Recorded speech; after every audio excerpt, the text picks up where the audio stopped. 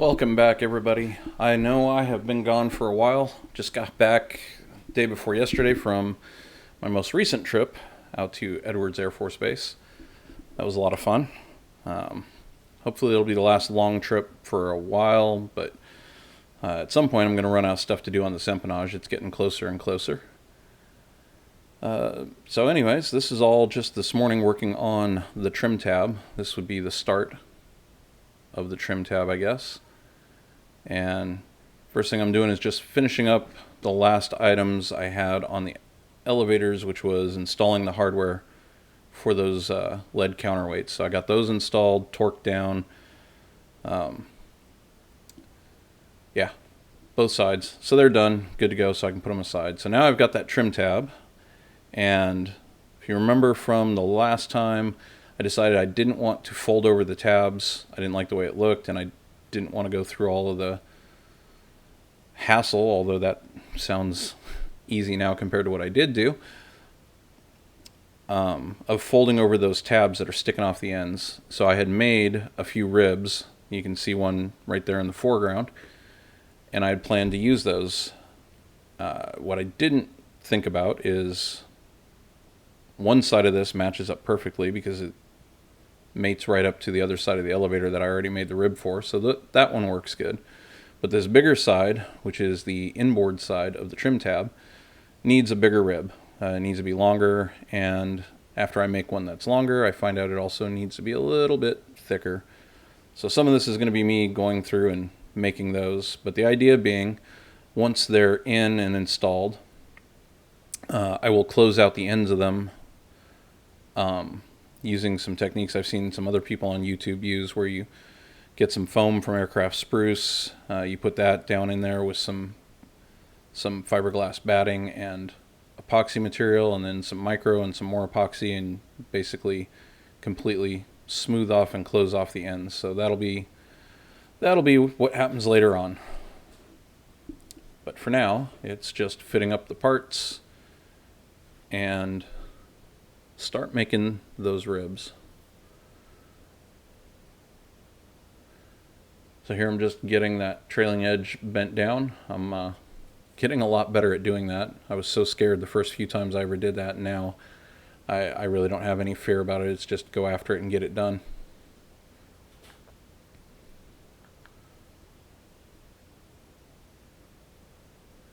So now I'm marking that little riblet that I had, and the one short side actually needed to be cut down just a little bit shorter so it would sit behind that forward spar of the trim tab, and then I ended up having to notch it as well to go around it so I didn't get any part of it between the skim and that spar. Now I'm just clecoing up the parts, making sure it's going to fit right.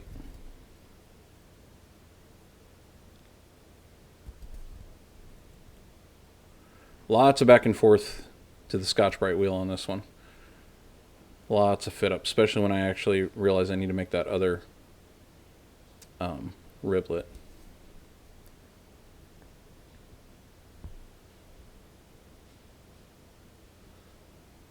Yep, so there's the wood form that I used originally to make those things.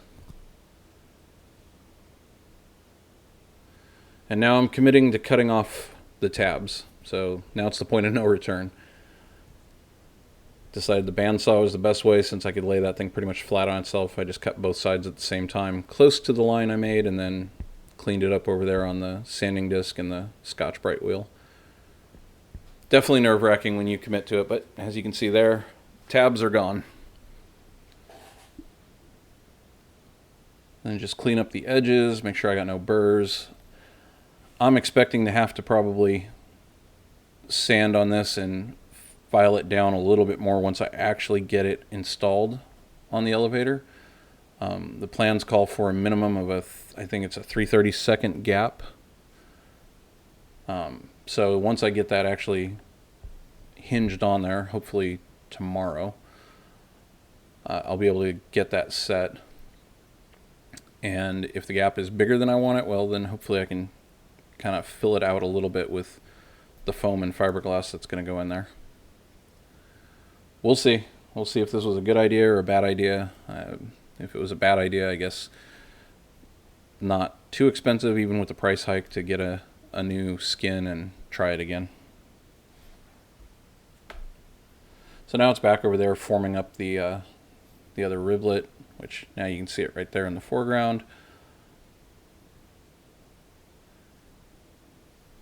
And since these aren't necessarily structural, they're not even intended to be in there originally. Like I said, the flaps just fold over each other and pop rivet to each other. I'm just putting, I think it's 2 rivets in one side where it makes sense, and I got 3 in the opposite side, at least for that long one. And then where it overlaps with the bracket you see there for the trim tab itself, I just went through 2 of the existing holes and match drilled into my new riblet to help hold those on. So obviously I'll need a slightly longer rivet than what it called for in the plans when it's time to put that on, but we'll get there later.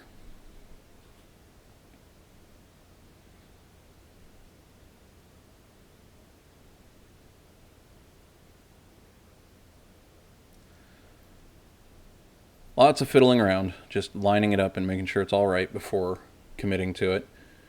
And I think I didn't like the way that one was sitting, so now I went back to try again with another one. Because I had 2 or 3 of them over there that I'd made. Some were slightly thicker than others. Yep. So that one looks good. Now I'm marking the edge on it so I can get the flanges cut to the length I want.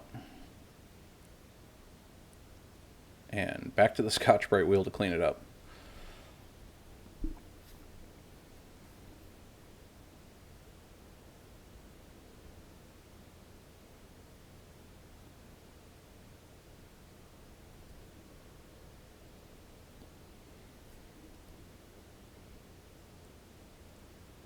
Anyways, while past me is working on that, I'll take this moment to say hopefully there'll be a few more videos coming out before my next trip. I've got to finish putting this together, so I'll get a good video of that. Still got to roll those edges on all of the control surfaces and get those riveted together.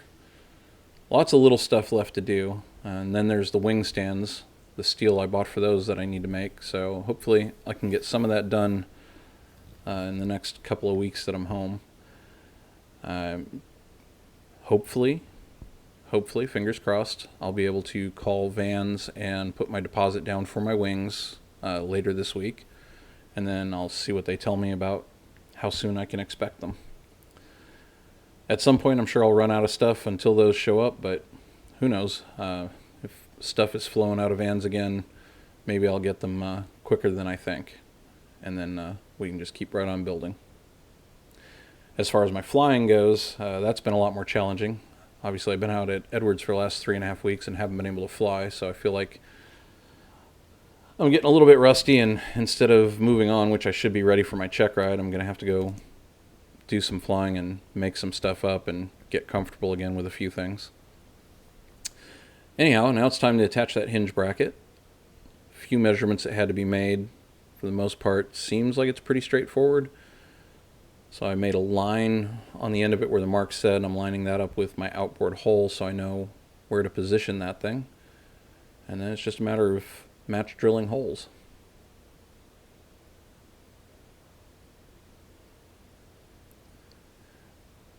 So at the time that I'm releasing this, I've gotten all of this stuff done, prep work's done, internal parts have all been primed and ready, so I'm ready to assemble it, which I don't know if I'm going to go back out there and do that tonight and video it, or if that'll be a tomorrow night kind of project. But we'll see where we get to. As of right now, it feels like everything's gone well, but once I finally go actually try to attach it to the elevator, I guess that's when we're going to find out for sure.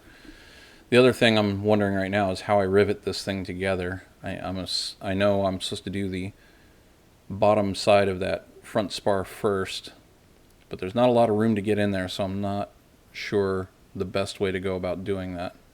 Like, I don't think I can back rivet it. I don't think I can open it far enough to do that. But I sure don't want to try and get in there with a bucking bar either, because I think that'll just turn out ugly. But we'll see. So now it's deburr holes, clean edges, get parts ready. Not a bad little part to come back from a long break to get kind of back into it and get going again. So because of that hinge, I can't dimple the top edge of that spar there, so I have to machine countersink it. So I just made sure the machine countersink was set up the way I wanted it. I had my little dimple test piece to try in it, and then I'm just taking it over to the drill press and decided that I'd use the drill press to do all of them, which made it go pretty quick. All in all, I think they came out all right. Dimples lay in them. It's going to get sandwiched in between the skin and that hinge, that half of the hinge there, so should all be good to go.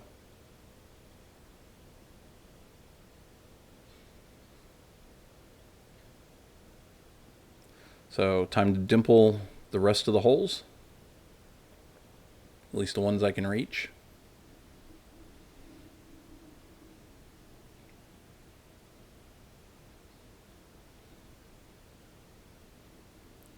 Not sure why I kept that bracket pinned together with the clevis for as long as I did, but made it feel more like a complete part, I guess. I really do love sticking that thing in the drill press vise there. This is a handy way to use that squeezer.